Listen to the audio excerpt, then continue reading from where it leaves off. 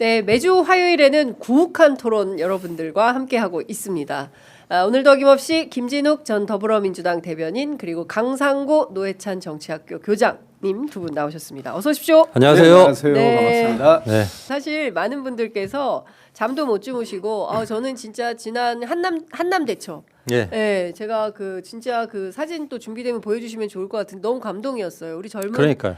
청년 학생들이 세상에 은박담요라는 걸 난 또 이번에 처음 알았네.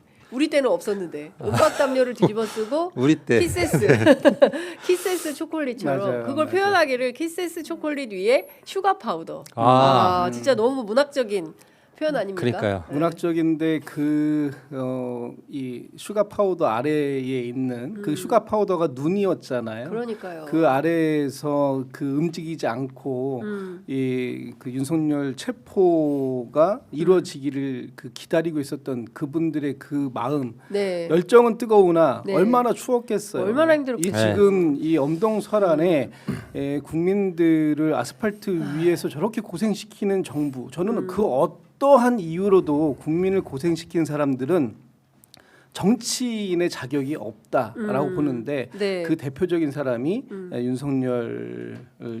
네. 그리고 지금 사람들이 저한테도 그런 말씀들 많이 하세요. 암 걸릴 것 같아요.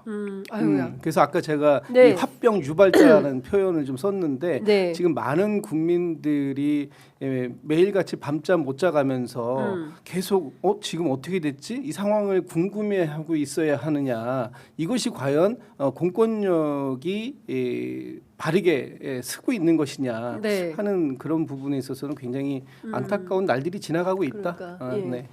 근데 지금 12월 3일부터 하면 정확하게 한 달이 지난 상태입니다. 한 달하고도 지금 한 달이 넘었죠. 한 달이 네. 넘었어요. 말씀 주신 대로 7일이니까 한 달하고도 나흘째 우리가 이제 지나가고 있는 건데 정말 그 사회적으로 정치적으로 우리가 평가하고 그리고 기록해놔야 될 수많은 이제 족적들이 나오고 있습니다. 이제 앞서 보신 것도 민주주의 역사에서 굉장히 소중한 기록으로 대한민국에 남게 될 텐데 이와의 별도로 이 내란 수괴와 내란 공범들의 작태를 보면 이건 진짜 참을 수가 없는 지경에 이르렀다. 저 그날 현장에 다녀왔는데요.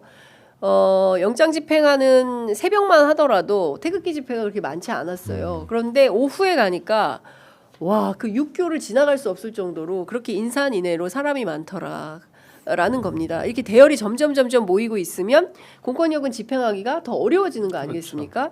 자, 이제 2차 체포영장 집행을 해야 되는데 갑론을박이 쏟아지고 있습니다. 자, 강상구 교장께서는 어떻게 이 체포영장 집행 과정을 지켜보고 계십니까? 아니 뭐 저는 일단은 이 국민들의 화병이 지난 한 며칠 사이에 더욱 심해졌었다. 맞아요. 왜 그러냐면 뭐 다 아시는 거겠지만 해야 될 사람들이 자기 할 일을 안 하거나 못 하거나. 그러니까. 예, 대체 윤석열 씨를 체포를 안 하는 거냐, 못 하는 거냐. 이게 가만히 보면 경호처는 윤석열과 한 몸이니까 그 얘기는 나중에 필요하면 하더라도 네. 이 책임이 있는 사람들이 책임을 다하지 않는 것이 큰 문제였다 이렇게 보고요. 네. 첫 번째가 저는 최상목 권한대행이라고 봅니다. 그러니까 최상목 권한대행이 지난 며칠간 했었던 얘기들을 잘 떠올려 보면 처음에는 경찰 추가 배치하는 거, 네. 202 경비단 등 이거를 그 요청이 오니까 경호처하고 협의하라고 경찰에 얘기를 했잖아요. 경찰은 네. 거부를 했지만 자, 요 얘기 한 다음에 정치 문제 개입하지 않겠다라고 하는 걸 대변인실을 통해서 얘기를 했고 그 다음에 그러고 나서는 또 이 영장 집행할 때 다치는 일이 없었으면 좋겠다 이렇게 얘기를 했어요. 근데 저 이걸 보면서 네. 어떤 생각이 들었냐면 일단 정치 문제에 개입하지 않겠다는 이 말이 있잖아요. 네. 이게 굉장히 심각한 게 법을 집행하는 것을 네. 정치라고 생각해요. 이게 뭐냐? 중요한 포인트다. 예. 예. 그러니까 이 법에 따른 영장 집행을 예. 정쟁이라고 보는 겁니다. 이 사람은. 최상목은. 네, 최상목은 그렇게 보는 거예요. 법 집행, 그러니까 정당한 법 집행을. 네, 법 집행을 정쟁이라고 정쟁이라고 보고 보는 이걸 거야. 정치라고 보는 거예요. 녹색불에 건너야 된다. 네. 이런 얘기를 하는 사람한테 네. 어떻게 생각하세요? 했더니 저는 정치에 개입하지 않겠습니다. 이게 말이 돼요? 안 되죠. 그냥 녹색불에는 건너는 건너는 거예요. 거지. 음주운전을 하지 말아야 된다. 예. 정치에 개입하지 않겠습니다. 이게 무슨 말이에요? 그러니까 네. 그런 식으로 대응을 한 겁니다. 최상목. 예, 최상목은 네. 그렇게 대응한 거고요. 예. 이분은 네. 이 지금 이 전국을 안정시키고 헌정 체제를 지켜야 되는 이 수많은 필요한 일들을 네. 전부 본인이 정쟁의 시각으로 보고 있어요. 본인이. 그게 이제 예. 드러난 사례다 이렇게 예, 보고 예. 그다음에 다치는 일이 없도록 하라는 거 있잖아요. 예. 2차 집행을 하면 예. 경찰이 물리력을 동원할 것이기 때문에 네. 다치는 사람이 생길 가능성이 더 커져요. 그렇죠. 그러면 어느 때보다도 저도 그렇고 국민들 다 다치는 일이 없었으면 좋겠어요. 맞아요. 근데 그러려면 네. 자기가 한마디만 하면 되는 거 아닙니까? 그렇습니다. 네. 예. 그러니까 자기가 경호처장 예. 치우면 돼요, 그냥. 직위 해제만 하면 네, 돼요. 직위 해제만 하면 예. 됩니다. 치우면 되는데 예. 그걸 안 하고 있어요. 식당 주인이 상한 음식이 있으면 예. 치워야죠. 그렇죠. 그걸 안 치우고 예. 이거를 드시는 분이 체하지 않았으면 좋겠다 이렇게 말하는 거예요. 이거 이거 드시고 배탈 나지 배탈 나지 않았으면 않기를 좋겠어요. 바래요. 자기가 치우면 될 거 아닙니까? 상한 음식을 내놓고 이거 드시고 네. 이거 상한 음식인데 이거 드시면 배탈 나요. 네. 그러니까 알아서 배탈 나지 드시면 않았으면 좋겠어요. 염장 지르네. 주인 아저씨 에? 좀 치워주세요. 어? 그건 안 하는 거예요. 이거 염장 최상목 선생. 네, 저는 최상목 염장 최상목 선생. 어떻게 할 거예요, 이거? 최상목 선생이 예. 진짜 공무원이구나. 예. 복지부동. 예. 복지부동. 공무원의 역사에서 거의 뭐 1, 네. 2, 3등 안에 드는 복지부동을 하고 있는 거예요. 이분도 서울법대 수석 졸업했다고. 예, 예, 같은 그래요? 동문으로서 어떻게 생각하세요? 아, 저요? 예. 제가 대신해서 사과를 드리는 게 무슨 의미가 있을지 모르겠습니다. 아니 그리고 뭐 저희 네. 동문 중에는 네. 최상목 권한대행 말고도 예. 워낙에 주옥 같은 역사를 수놓은 분들이 많이 있어요. 그러니까요. 윤석열 이런 분들이 있으니까 제가 이분 것 가지고 사과한다고 될 일이 아닙니다. 예. 자, 일단 그 말씀 드리고요. 그래서 제발 지금이라도 책임져라. 최상목. 그러니까, 책임져라. 민주당에서도 그걸 지적하고 있잖아요. 네. 예, 지금은 굉장히 1번 책임자가 저는 최상목이어야 된다는 얘기를 계속 해야 된다고 일단 예. 봅니다. 그러니까 이런 겁니다. 그러니까 국민들이 가장 답답하고 화가 나는 것은 할 일을 안 하는 거예요. 예. 예, 할 일을 안 하니까 할 일을 해줘야 되는데 그 일을 안 하고 책임을 떠넘기거나 방관하니까 고스란히 그 피해를 국민들이 보고 있다. 그러니까요. 아닙니까? 맞습니다.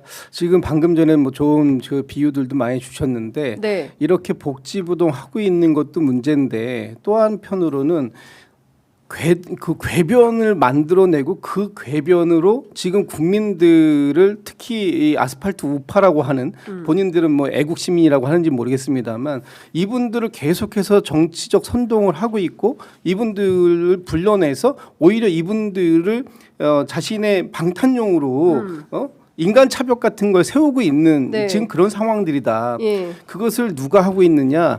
이게 지금 국민의힘의 정치인들이 하고 있는 것이다. 44명. 44명 어저께도 갔는데 예. 근데 더 웃긴 건 이분들이 뭐라냐 하면 예. 자신들은 윤석열을 그 방어하는 게 아니래요. 그러니까 나는 진짜 이렇게 내가 보기엔 지금 저게 윤석열 방탄당인데 네. 자기네들은 윤석열을 지지하는 거나 보호하는 게 아니고 예. 법치주의를 보호하는 거다라는 희한한 궤변을 만들어내고 있잖아요. 그래서 같이 밥 안 먹었구나.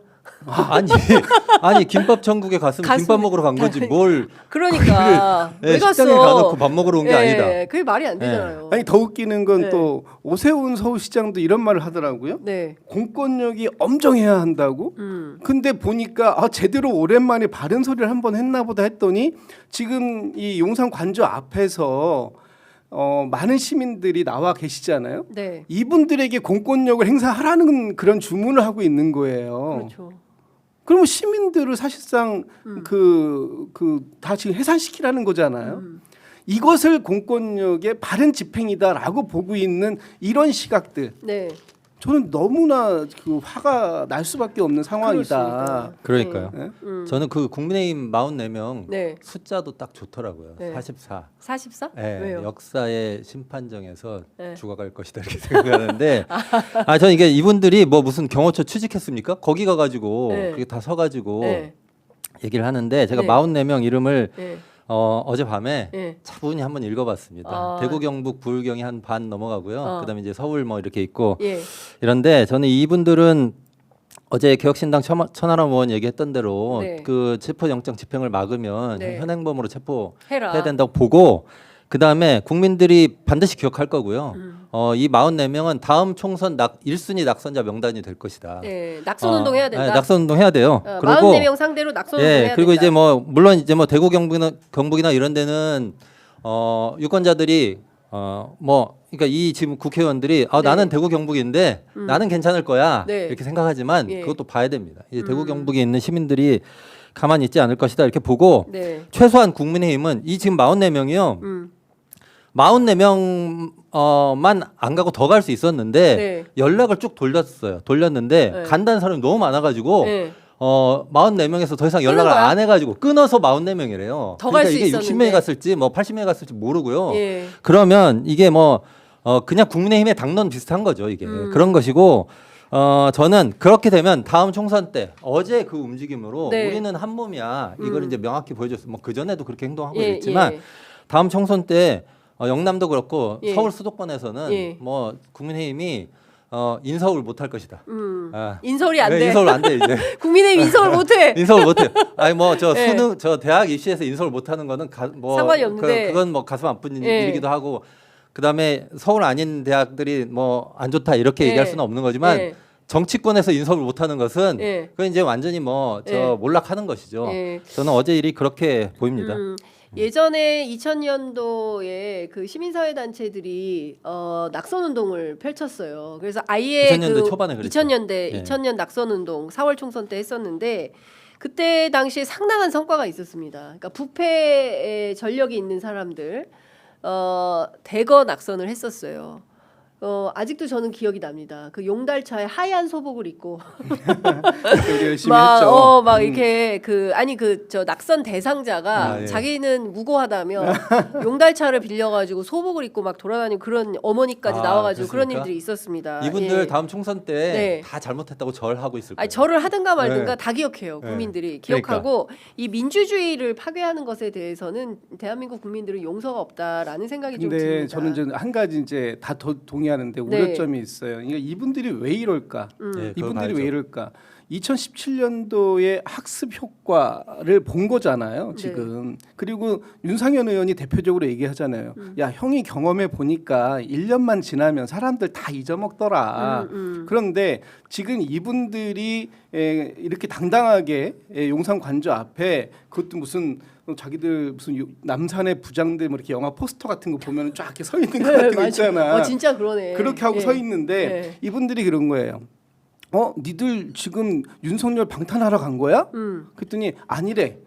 그럼 구경하러 간 거야? 그건 또 아니잖아요. 몸으로 막으려고 간 거잖아요. 그렇죠. 그런데 결국은 몇 년 지난 뒤에 지금 예. 이제 그 차기 총선이 3년이나 남아 있기 때문에 네. 3년 반 뒤에는 사람들이 그래 그때 거기 서 있었던 사람들 의리가 있었던 사람들이지. 네. 그러니까 또 찍어줄 거다. 그게 윤상현 시계 발상이. 시계 발상인 거잖아요. 예, 예. 그랬는데 저는 어제 만약에 공수처에서 공조본이 네. 체포영장을 집행하러 갔다면 이 사람들을 다 현행범으로 체포할 수 있었다. 그렇죠. 그리고 이분들이 참 고맙게도 2023년도에 3월달에 국회의원 불체포 특권 포기 서약서에 다 서명한 분들이에요. 아 진짜? 아, 그렇습니까? 아주 그때 다 너무 훌륭한 엄청- 정보네. 엄청 서약했잖아요. 네. 그때 아, 뭐 이재명 대표 맞아요. 뭐 그 불체포. 압박한답시고 네. 자기들 그때 국회의원 뭐 여기 제가 이렇게 표가 있는데 네, 불체포 특권 다 내려놔 네, 이런데 여기 이렇게 써 서명한 있어요. 분들이라는 거죠? 회기 중 네. 체포 동의안이 제출될 경우 네. 헌법 제44조에 규정된 국회의원 불체포 특권을 포기하고 예. 본회의 신상 발언을 통해 체포 동의안 통과를 동료 국회의원들에게 요청하지 않을 것을 국민 앞에 서약합니다. 하고선 자기들 이름 쓰고 여기다 서명했어. 자필 서명을 다. 야, 그거 다 해가지고 그래서 이거를 도표 만들어야겠다. 이거를 인터넷에 네, 인터넷에 아니, 띄워야겠다. 이거를 공유를 해야 되겠네요. 네. 자신들 페이스북에다 올렸더라니까요. 아, 그래요? 각자 어. 아니 그러면 현행범이면 체포를 할 수 있는데 그 회기 중에는 안 되잖아요. 근데 그러니까 그것도 지금 이제 회기 뭐 중이니까 네. 이거를 방탄할 수가 포기하겠다라는 서약서를 쓴 거지. 그런데 실제로 그 만약에 공무집행 방해를 만약에 하면 영장 집행을 하려고 하는데 그 앞에서 가로막고 하면 현행범으로 다 체포가 가능하다는 그러니까. 거예요. 네, 그러니까 현행범으로 꼭 체포할 수 굳이 있는. 그 저 국회에 가가지고 체포동의 없더라도 즉각 체포가 가능하다라는 얘기를 하는데 저는 그 윤상현 의원 같은 경우에는 저는 정말 이거는 야만의 시대다라고 생각을 했던 게 뭐냐면 그 트랙터 시위한 농민들을 상대로 몽둥이가 답이다라는 말을 했어요. 네. 그 우리가 사실은 노상원 씨 때문에 그 노태학 대법관을 상대로 노태학은 내가 맡는다 사무실에 야구방망이 갖다 놔라 해가지고 우리가 얼마나 놀랬습니까? 근데 네. 이 사람도 몽둥이가 답이다. 어떻게 시민들을 상대로 사람을 상대로 몽둥이가 답이다 이런 막말을 할 수가 있습니까? 그래서 어제 징계안도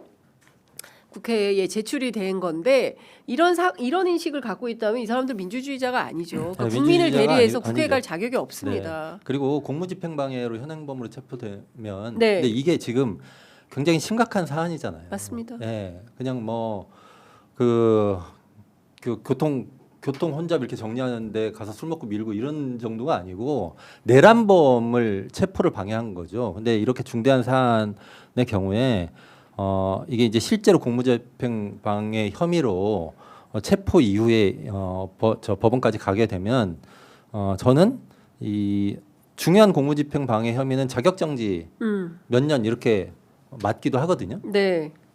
이분들은 자격정지 돼야 된다. 자격정지 한 5년씩 무슨 말이냐? 네. 다음 총선 못 나오게 할 수 출마 있어요. 못하게 해야 된다. 예, 예. 자기들이 하는 짓이 어떤 식으로 결과가 지어질지에 대해서 네. 고민을 해야 됩니다.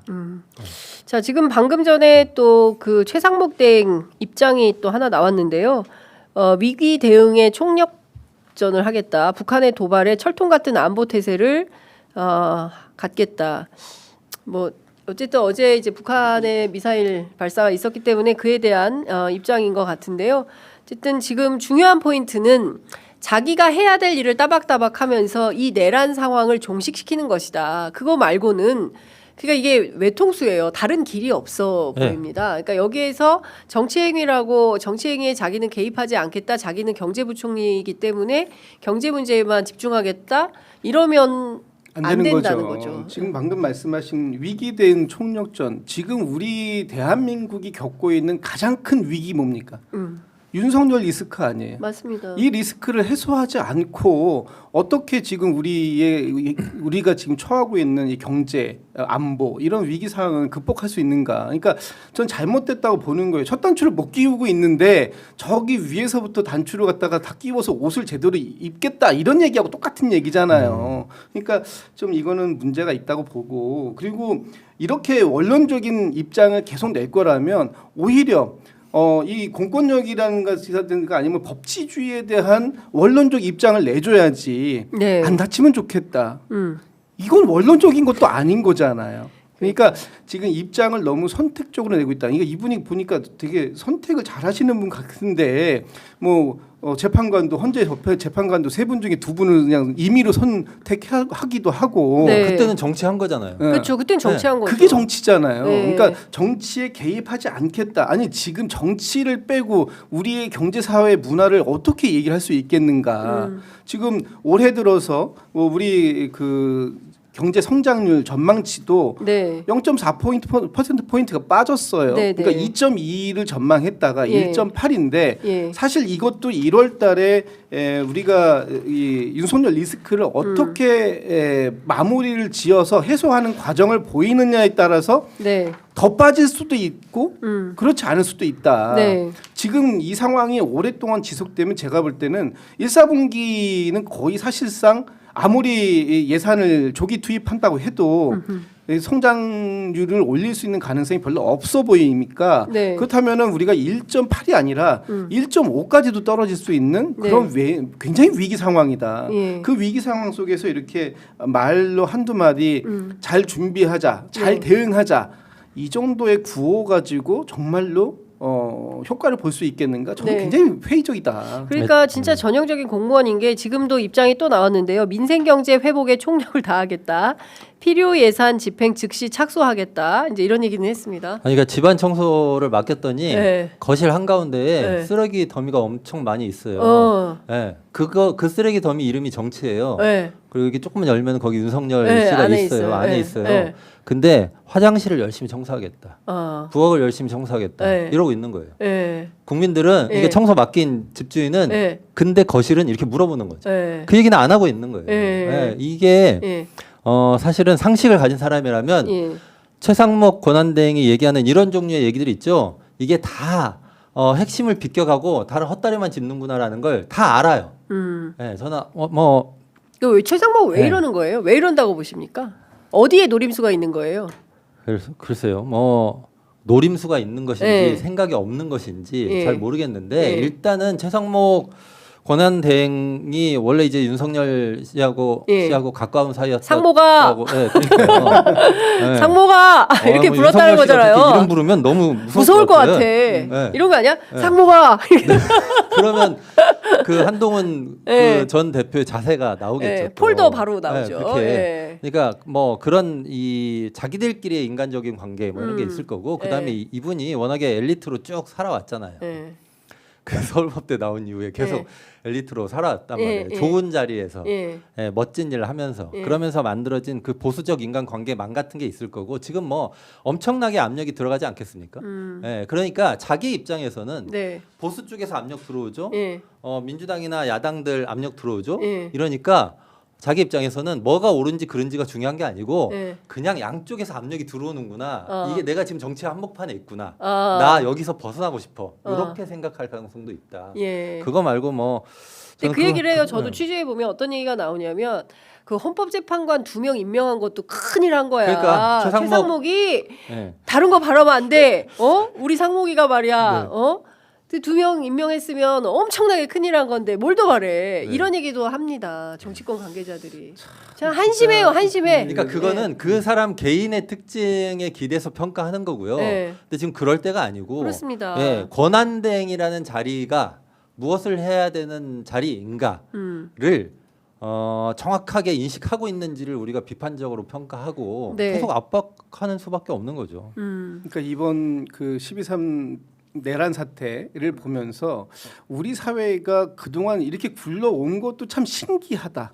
정말 국민이 다 한 거 아닌가 싶을 네. 정도로 예. 법 제도의 허술함 또 이 사람들한테 어떤 사람의 선의에 맡기는 그런 부분이 너무 많았구나. 네. 이런 부분들 이제 이 상황이 이제 어느 정도 다 이제 정리가 되면 당연히 뭐 우리가 문제 그 짚어봐야 될 부분이고 또 개선해 나가야 될 부분이지만 역시 대한민국이 어떤 몇몇 특정한 이 그 정치인들에 의해서 움직여온 사회는 아닌데 너무 그 사람들에게 많은 권한을 줬고 네. 또 너무 많은 이 그 선의적 우리가 선해라고 하잖아요. 선의로 해석하는 거 네. 이런 부분들을 많이 가져왔구나 하는 부분에 대한 반성. 저는 그런 것도 좀 필요하다. 그러니까 계속 합리적으로 판단했더니 그러니까. 예측이 안 돼요. 예. 그리고 뭔가 좋은 뜻이 있겠거니 이렇게 생각하면 그거하고 반대로 행동하고 계속 그러니까요. 이런 것이죠. 이런 거고 저는 그래서 지금 보면 국민의힘도 아까 그 44명 그 우리가 얘기를 하긴 했지만 네. 국민의힘에서 나오는 입장들 있잖아요.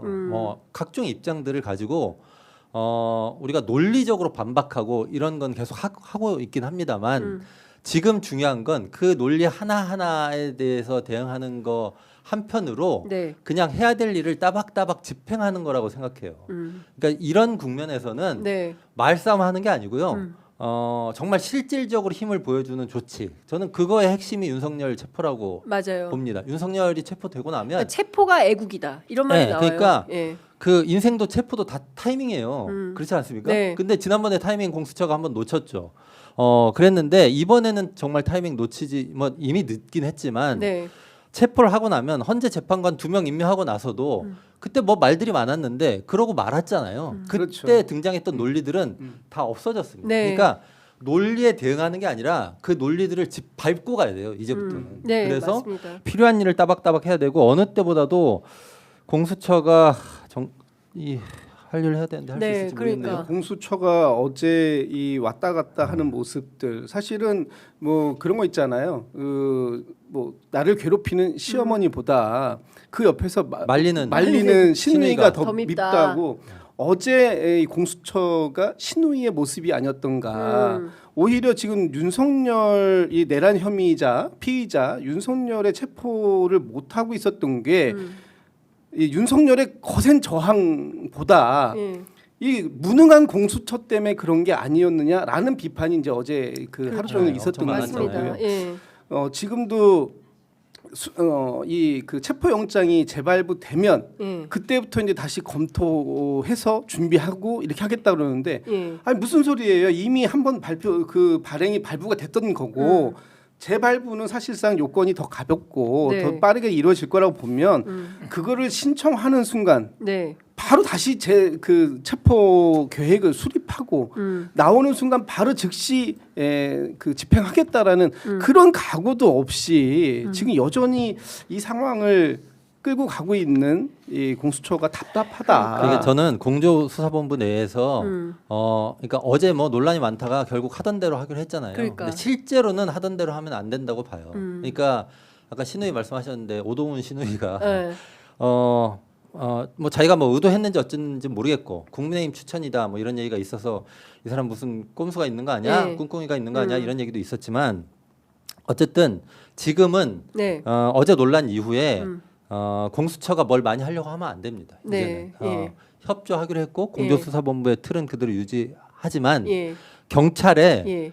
상당 부분 판단 권한을 넘겨야 돼요. 네. 예, 그래서 일단 어제는 저는 갈등 외부적으로 드러나는 공조수사본부 내의 그 갈등을 네. 봉합했다고 보고요. 이제는 일이 실질적으로 진행되게끔 하는 방식으로 가야 된다. 네. 그 뭐 다 아시지만 공수처가요. 제가 공수처 들어가가지고 홈페이지 들어가서 검사가 몇 명인지 세봤어요.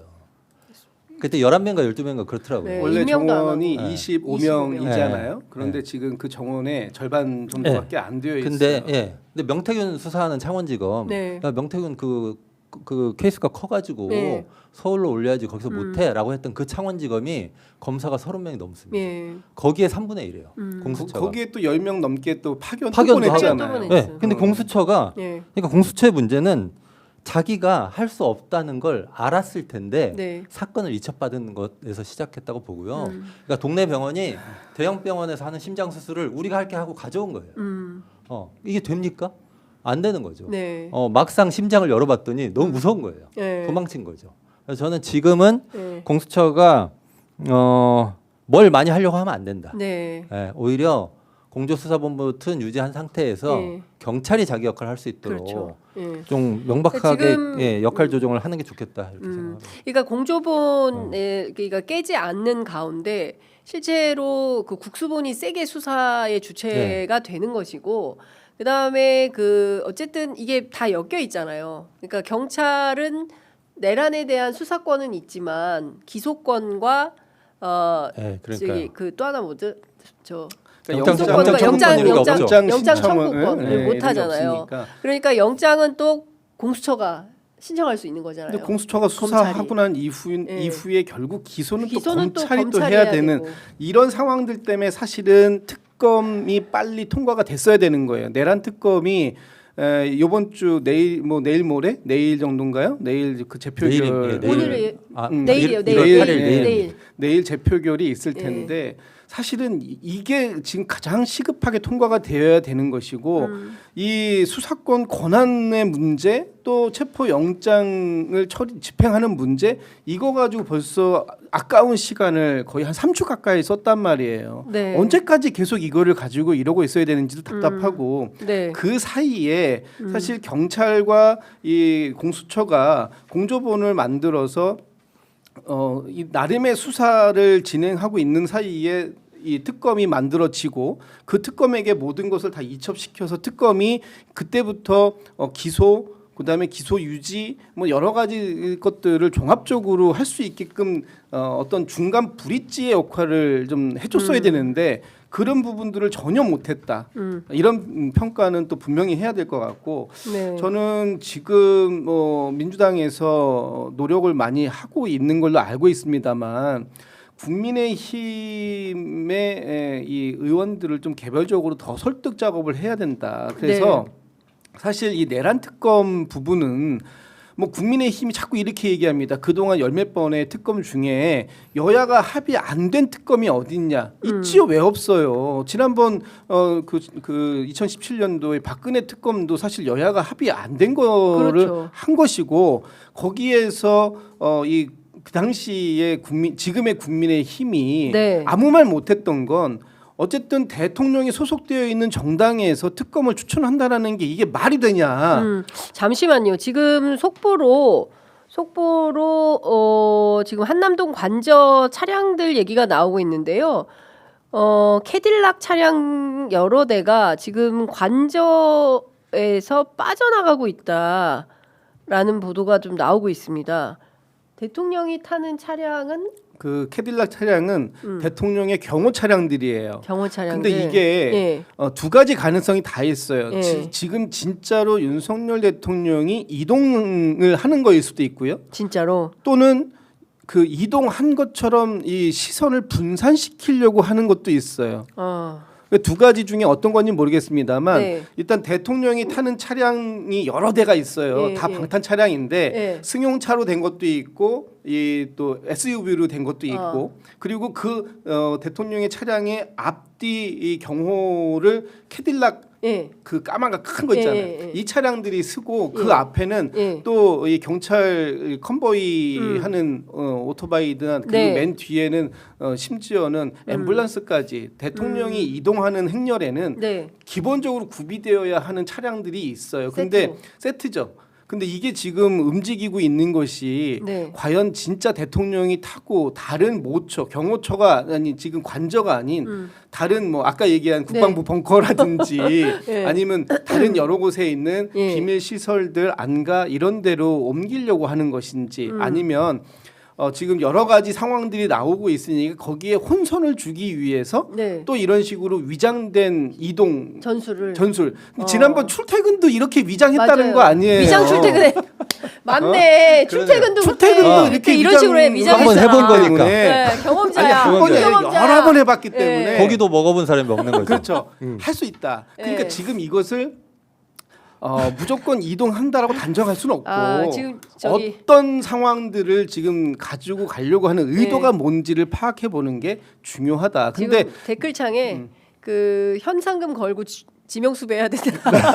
어디서 잡힐지 모르기 때문에 현상금 걸고 지명수배해야 된다. 이 시민들 마음입니다 지금. 함부로 움직이지는 않을 것 같아요. 네. 지금 제일 안전한 곳이 사실은 관저거든요. 예. 다른 곳에 나가는 것이 오히려 더 위험할 수 있다라고 보기 때문에 저는 이것은 하나의 이 혼선을 주기 위한 그런 이 허슬 플레이 같은 게 아닐까. 허슬 플레이다.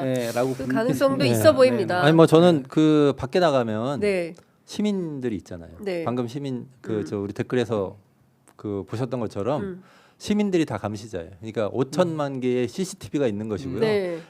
거기를 다니기는 쉽지 않을 거다 이렇게 보고 그 다음에 만약에 그 거처를 옮겨서 도피를 하잖아요. 네. 더 불리해요. 그러면 탄핵은 완전 100%입니다. 지금도 100%지만 네. 헌법 수호의 의지가 아예 없다고 하는 것을 확정적으로 확인할 수 있는 사례가 되는 거거든요. 그렇죠. 네. 네, 아예 도망가 버렸는데요. 네, 그리고 그러면 여론도 네. 지금 뭐 국민의힘 지지율 조금 올라간다는 것 때문에 되게 좋아하고 어제 44명이 가고 이랬잖아요. 네. 여론도 여론조사도 사실은 문제가 그것도 많은 이상한 조사예요. 굉장히 예. 문제가 많은 조사고. 예. 근데 이제는 돌이킬 수 없게 된다. 저는 이렇게 보고 그 다음에 본인이 그러니까 그 변호인단을 통해서 네. 지금 자진 출석 중인가? 네. 그거 가고 있는 거예요? 아니 뭐 설마 네, 아니라고 보지만 네, 네. 아니 다 그러니까 원래 가능성은 다 열어놔야 되는 헌재 거니까. 변론기일에 나간다. 뭐 사전 구속영장 청구하면 저 영장 실질 심사에 나간다. 그거는 나갈 생각이 있다 이렇게 얘기를 했어요. 저는 이거 다 아니라고 거짓말이라는 거예요. 네, 다 저도 거짓말인데 거짓말이라고 봅니다. 그것도 거짓말인 게 확인이 되는 거죠. 네. 도망가면. 그러니까 우리 도망가면. 국민들이 자기한테 어떤 좋게 하는 국민이에요. 네. 탱크도 뭐 맨몸으로 막아 세우는 그렇죠. 그 국민들인데 네. 이 국민들의 감시를 벗어나서 예. 뭔가를 할 수 있는 건 없다. 지금 직무가 정지되어 있는 상태에서 네. 뭐 도피가 아니라면 뭐 개인적으로 무슨 뭐 산책을 가겠습니까? 뭐 하겠습니까? 그런 거 아닐 거잖아요. 네. 또 그렇게 해서도 안 되는 상황이고 지금 관저에 한 달 정도 있다 보니 너무 답답했나? 바깥 바람을 쐬고 싶었을지 모르겠습니다만 이렇게 나가는 순간 명분만 더 만들어 주는 것이 될 것이고 또 정말 오히려 또 역으로 네. 누군가 국민들이 본인들에게 위해를 가하는 그런 것을 연출해서 또 이건 이제 약간의 음모론도 있는 건데 네, 네, 네. 그런 것을 연출해서 경호의 필요성을 더 강화시키는 그런 행위 이런 걸로 또 가져갈 수도 있는데 그러니까요. 설마 그렇게까지는 안 하겠죠. 근데 설마를 항상 우리 깼어요. 왜냐하면 설마 계엄을 할까? 민주당이 그러니까. 오버하는 거야라고 했는데 진짜 계엄을 했어요. 12월 3일 날. 그러니까 김지욱 그리고- 대변인은 아직도 합리적으로 판단하시는 거예요. 아니 그리고 뭐 이런 거예요. 정말 충격적인 것은 입만 열면 거짓말을 하고 네. 있다는 겁니다. 본인이 그냥 경고성으로 계엄을 한 거고 소수의 병력이 가서 질서를 잡으려고 했고 그리고 또 뭐라고 했습니까?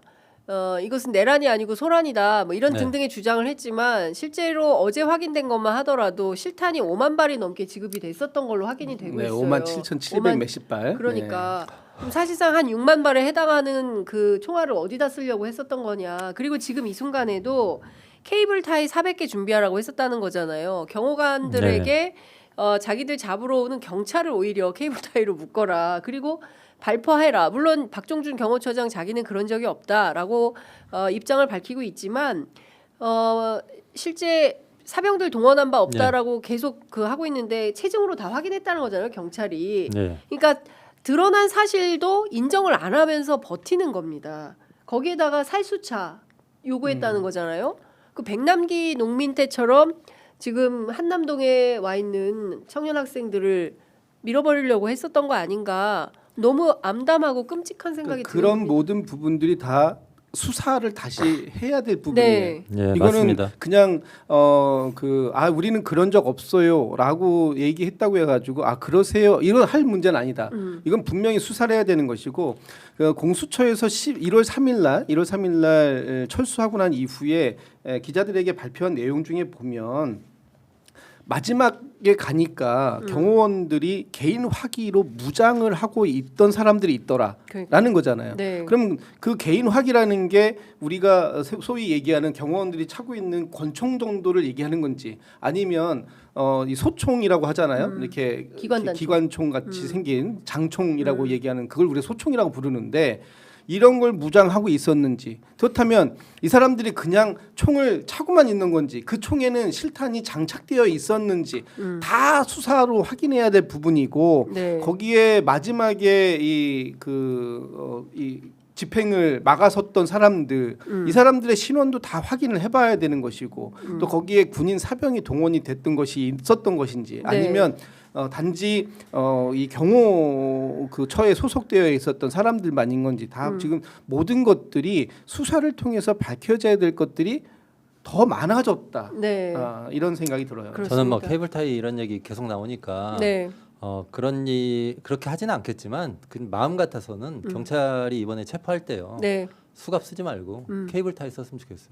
이 사람들 케이블 타이 그렇게 사용하고 싶으니까 네. 싶어하니까 네. 사용 좀 하시라고. 네. 그러니까 어쨌든 뭐 좀 굳은 각오로 네. 꼭 체포했으면 좋겠다. 뭐 이런 말씀을 드립니다. 그러니까 저는 이것은 진보 보수의 문제도 아니고요. 그리고 특정 정당 어디를 지지하느냐의 문제도 아닙니다.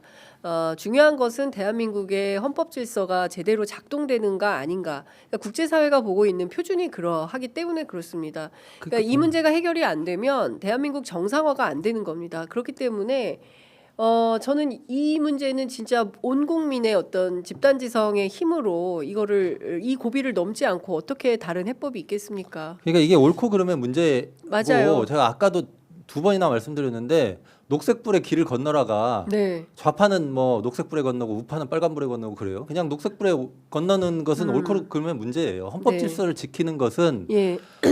옳고 그름의 문제라는 거죠. 네. 예. 속보가 하나 나와서 전해드리겠습니다. 국민의힘이 김건희 특검, 내란 특검 재표결에 당론으로 부결하기로 결정했다는 소식 들어와 있습니다. 당론으로 가결을 해도 모자랄 판에 당론으로 부결하겠다고 또 나오고 있어요. 그러니까 참 뭐 이럴 줄을 알았지만 참 지리멸렬한 상황이 계속 또 가고 있구나라는 겁니다. 이렇게 되면 이 당론으로 부결 결정된 것에 반발해서 양심에 따라 표결에 참여할 국회의원 수가 몇 명이나 될 건지 8명이 넘을 것인지 정치권 사정에 밝은 우리 김진욱 대변인 어떻게 전망하세요? 지금 당에서는 일부 기대를 하시는 분들도 계신 것 같아요. 그리고 저는 아까 민주당에서 계속해서 계속 개인적인 설득 작업을 더 열심히 좀 했으면 좋겠다, 해야 된다라고 말씀을 드리지만 현실적으로 제가 볼 때는 그렇게 참여하는 사람의 수가 별로 없을 것이다. 오히려 지난번보다 더 친윤 색채가 강해졌고 더 똘똘 뭉치고 지금은 이제 다른 목소리를 내면 그 사람이 거기서 살아남기가 어려운. 그래서 지난번에 김상욱 의원 같은 경우에는 반대 그 탄핵에 찬성하는 네. 표를 던졌지만 지금 또 다른 얘기 하고 있잖아요. 뭐 헌법재판소에서 내란죄를 빼니마니 사실은 전혀 달라진 사안이 없음에도 불구하고 네. 그것을 명분 삼아서 자기가 다시 돌아가고 싶은 그런 모습을 보여주고 있는 상황들 네. 이런 것들을 만들어냈는데 이미 국민의힘은 그런 분위기를 만드는데 성공했고 모두가 이제 그 분위기 하에서는 아무 짓도 못한다. 다른 이견을 말하지 못하는 그런 집단이 되었다라고 볼 수밖에 없는 것이고 그렇기 때문에 이 뭐 당론으로 이렇게 안 만들었다 하더라도 제가 네. 볼 때는 참여하기가 더 어려워진 상황이다. 지난번에 지금 내일 다루는 저 재의결하는 이 두 특검 법안 네. 처음에 통과될 때 저 국민의힘에서 내란 특검은 5표, 김건희 특검 4표 네. 이렇게 이탈을 했었어요. 근데 그때보다 지금이 더 친윤 색채가 말씀하셨던 대로 강해졌죠. 예. 예, 그래서 요게 그냥 뭐 마냥 그 긍정적으로 볼 일인지에 대해서는 네. 좀 따져봐야 될 것 같다는 네. 생각이 들고요. 지금은 이제 거의 얘기도 잘 하는 사람이 없긴 하지만 상설특검 있잖아요. 네. 이게 상설특검 수사 요구안이 통과된 게 12월 10일입니다. 네. 이제 곧 있으면 한 달이에요. 네. 한 달 동안 두 권한 대행이 특검 의뢰 특별감사 의뢰를 추천 의뢰를 안 한 하고 거죠. 있죠. 예. 네, 지금까지 안 하고 예. 있고 근데 이게 이제 내란 특검이 만약에 통과되면 사실 상설 특검은 실효성이 좀 떨어지기 때문에 그리고 뭐 또 다른 뭐 여러 가지 이유가 있겠지만 그래서 이게 상설 특검 저 후보 추천 왜 네. 의뢰 안 하냐라고 이제 최상목 권한대행한테 강력하게 요구하는 목소리도 적거든요. 네. 네, 적은 상태예요. 그러니까 네, 저는 이것도 좀 뭐든 좀 해야 되는 거 아니냐. 네. 할 수 있는 건 다 해야 되는 거 아니냐. 지금은 이런 생각이 그러니까 들거든요. 뭐 이런 분석도 정치권 안에는 있는 것 같습니다. 그러니까 지금 뭐 그러니까 그 일종의 이제 줄탄핵에 대한 부담 그리고 지금 뭐 국정을 안정시켜야 되는데 자꾸 민주당이 탄핵시켜가지고 전국을 혼란시킨다라는 국민의힘식 프레임 이제 여기에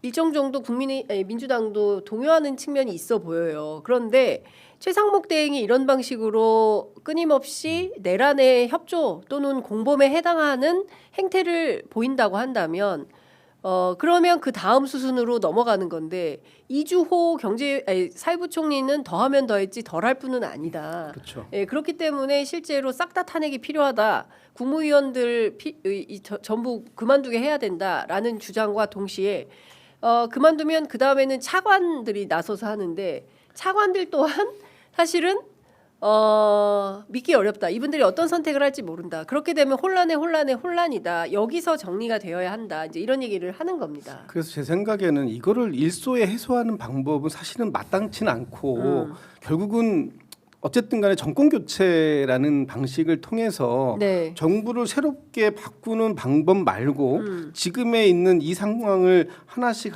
정리해 나간다?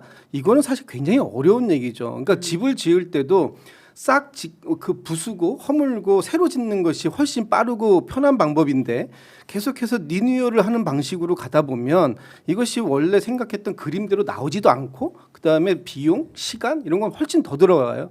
그런데 우리가 어쩔 수 없는 건 이제 민주주의자들이잖아요, 우리가. 그렇기 때문에 현재의 법 제도 안에서 해결할 수밖에 없는 것이고 그것을 부정하는 사람들이 소위 혁명이라고 자기들은 얘기를 하지만 우리가 얘기할 때는 쿠데타라고 얘기하는 방식을 동원하는 거예요. 한 번에 싹 바꾸는 방식은 그래서 더 손쉽긴 하지만 어려운 것이고 지금 이번에 그 윤석열 대통령이 12월 3일 날 네. 비상계엄을 선택했던 것은 사실상 이 법적인 헌법의 질서 바깥에 있는 이 군경을 동원해서 네. 소위 친위 쿠데타를 통해서 이거를 한 번에 자기식으로 다 정리해 보겠다고 했던 걸 그대로 보여준 사건이고 우리가 지금 그걸 똑같이 갈 수가 없기 때문에 결국은 지금 우리나라의 헌법 제도 안에서 이걸 가다 보니까 너무 답답한 부분이 많은 거죠. 이런 부분들은 생각을 해야 되고 제가 이제 최상목 그 우리 지금 현재 권한대행 얘기를 하면서 어제 오늘 봤던 기사 중에 네. 이 토니 블링컨 그 미 국무부 장관이 예. 오셔서 어제 이제 최상목 권한대행을 만났잖아요. 제가 이 맞아요. 말씀만 좀 짧게 드리려고 하는데 네. 블링컨 장관이 어제 와가지고 이런 얘기를 해요. 뭐라고 얘기하냐면 이번 그 앞서라고 얘기하는 건 12월 3일을 네, 얘기하는 네, 네. 거죠.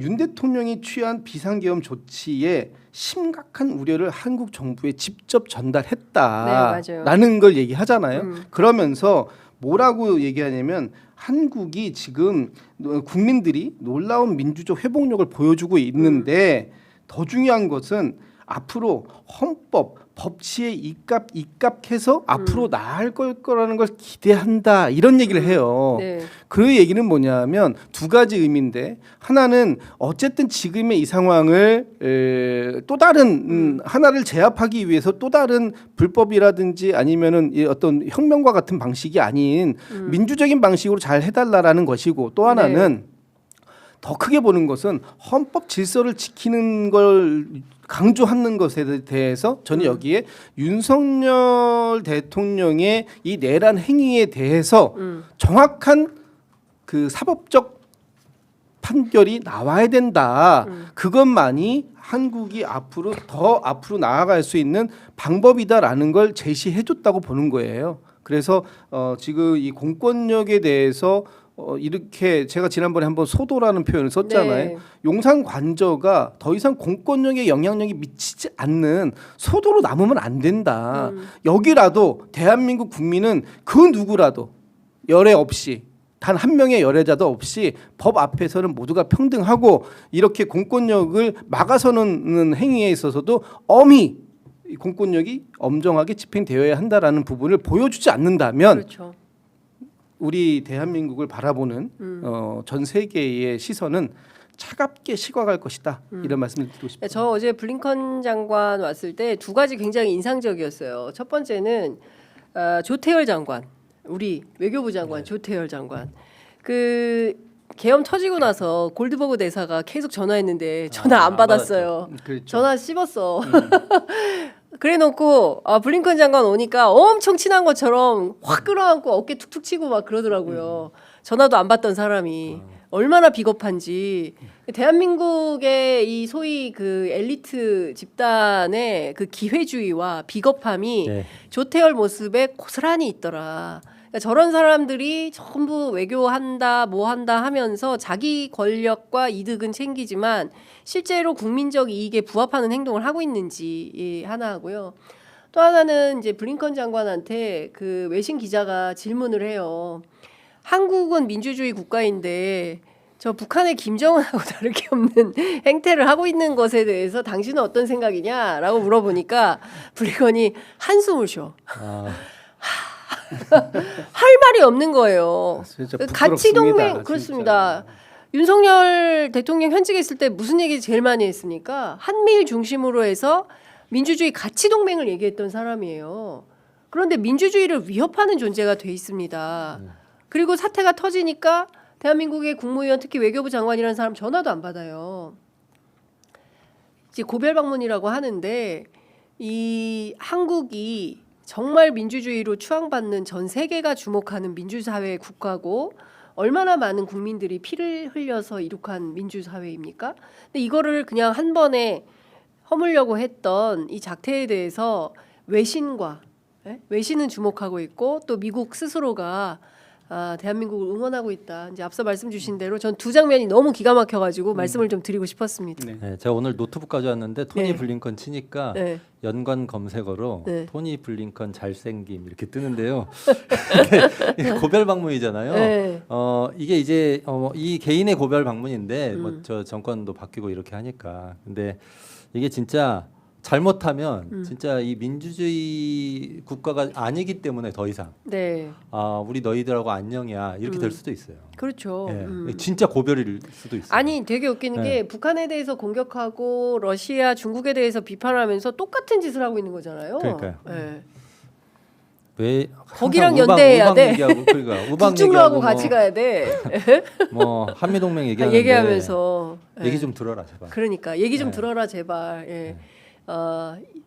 같이 동맹 좀 해라. 네, 같이 동맹. 이제 지금 맞네요. 한 딱 2주 정도 남은 것 같아요. 네.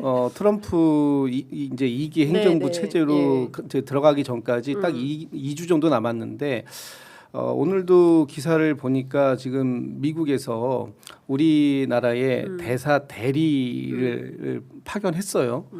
그러니까 대사 대리를 파견하는 것이 굉장히 이례적인 상황이고 그만큼 지금 우리나라의 상황을 미국이 굉장히 심각하게 보고 있다 이런 상황인데 지금 저는 그 계속 요즘에 이렇게 그 한남동 쪽을 보면서 답답한 게 태극기를 들고 나오시는 분들이 성조기 뭐 심지어는 뭐 이스라엘길까지 들고 나오시던데 성조기를 들고 나올 정도로 나 왜 들고 나오는지 잘 모르겠지만 어느 정도 이유가 그런 있어 보여요. 제가 현장 있다면 취재해보니까. 그렇다면 미국이 우리를 이렇게 지금 걱정을 해야 하는 상황을 만들고 있고 또 그 이번에 12.3 비상계엄이 났을 때 미국에는 사전에 전혀 이런 방구 말도 한마디 안 했다라는 거 아닙니까? 그래서 사실상 이게 만약에 성공을 했다면 미국이 우리하고 완전히 끊어질 수도 있었던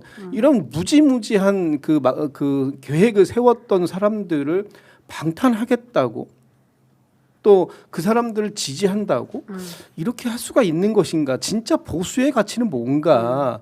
정말 보수의 가치가 무슨 뭐 맨날 뭐 법치주의니 뭐 자유 공정 뭐 이런 걸 얘기하시는데 지금 윤석열 대통령이 보여주고 있는 모습 또 국민의힘이 보여주고 있는 모습이 얼마나 본인들이 얘기하는 것과 다른 모습인지 네. 좀 진짜 국민들께서 좀 많이 좀 비판해 주시고 이게 좀 네. 알아주셨으면 좋겠어요. 대사 대리를 보낸 게 이제 그 주한 미국 대사가 임기가 끝나고 네, 네. 새 대사가 오려면은 상원에서 인준 절차를 네. 거쳐야 되는데 새 정부에서 네. 시간이 걸리니까 예. 보통은 그러면 공석으로 남겨놓는데요. 그리고 차석 대사가 대사가 대사 대리를 하는데 이번에는 그게 불안했던 거죠. 그러니까 자기들 믿을 만한 사람으로 대사 대리를 직접 파견을 네. 한 거고 이건 뭐냐 새로운 정부에서도 그러니까 트럼프 정부에서도 뭐니까 트럼프 정부 네. 오기 전까지죠. 시간이 걸리는데 대사 자리를 비워놓는 것이 불안하다라고 네. 하는 걸 보여주는 거예요. 근데 저는 좀 현장에서 제가 이제 한남동 갈 때마다 이렇게 주목해서 보는 게 뭐냐면 피켓에 이 사람들이 들고 있는 게 부정선거 예. 얘기를 계속 하고 있어요. 그 다음에 트럼프하고 똑같은 구호를 씁니다. 그리고 제가 보니까 대형 차량들을 동원해가지고 부정선거 관련된 캠페인을 하고 있어요. 그러니까 경우에 따라서는 K 트럼프, 그러니까 트럼프가 했었던 의회 난입 사건처럼 이번에도 국회 난입할 계획이 있어서 민주당이 비상을 걸어서 국회에 막 긴급 집결하고 그랬죠. 이랬던 거잖아요. 그러니까 지금 트럼프가 입장이 없고 그리고 경우에 따라서 그러니까 제가 보수 패널들 얘기를 들어보면 트럼프는 우리를 지지할 거야라는 얘기를 하고 있어요. 그러니까 부정선거, 가짜 뉴스 뭐 이런 등등을 얘기하면서 여론을 호도하는데 중요한 것은 트럼프의 경우에는 자기의 이익도 중요하지만 국익을 가지고 싸운다는 거예요. 근데 윤이라는 사람은 국익 없이 오로지 자기 이익만 가지고 저렇게 하고 있는데 사익을 가지고 저는 싸우죠.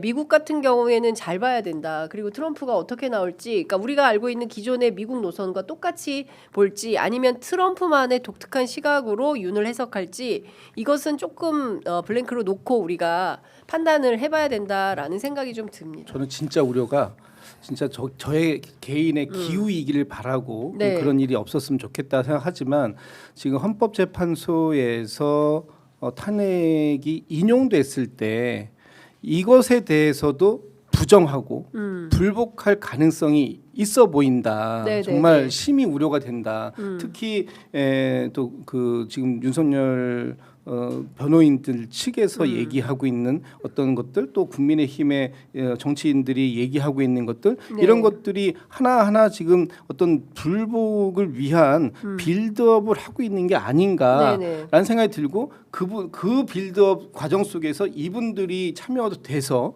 결국은 또 다른 이게 그 시빌 워라고 하는 내전 사태로 이게 돌입되지 않을까라는 네. 이런 개인적인 우려가 있는데 이런 네. 부분들이 정리되기 위해선 결국은 하나다. 윤석열 대통령이 지금 빨리 구속돼서 네.